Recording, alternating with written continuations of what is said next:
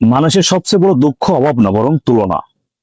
হতদরিদ্র থেকে অতি ধনী মানুষের এই আয়ের হিসাবটা ফেসবুকে ছড়ানোর পরে অনেকেই দেখি হাই হতাশ করছে যে সেই হয়তো পুরো পৃথিবীর সবচেয়ে খারাপ আছে।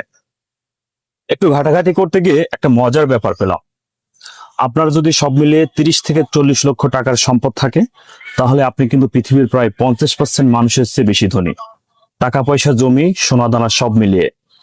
আর যদি আপনার সম্পদ কোনো মতে 1 কোটি টাকার কাছাকাছি হয়, তাহলে আপনি প্রায় 70% মানুষের চেয়েও এগিয়ে।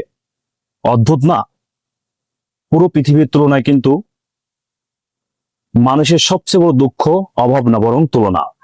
আমরা প্রায় নিজেরে তুলনা করি তাদের সাথে যারা আমাদের চেয়ে আরো বেশি পেয়েছে। তাই নিজের প্রাপ্তি কখনোই যথেষ্ট মনে হয় না, মনে হয় আরেকটু হলে ভালো হতো। কিন্তু পৃথিবীর অন্য প্রান্তে কেউ হয়তো আজ শুধু একবেলা নিশ্চিন্তে খেতে পারলেই নিজেকে ভাগ্যবান মনে করছে।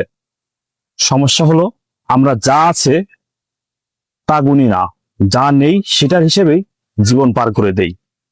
তাই বেস্ট হলো নিজের অবস্থানটা বুঝে কৃতজ্ঞ থাকতে হবে, আর এটাই আপনাকে মানসিক শান্তি দেবে।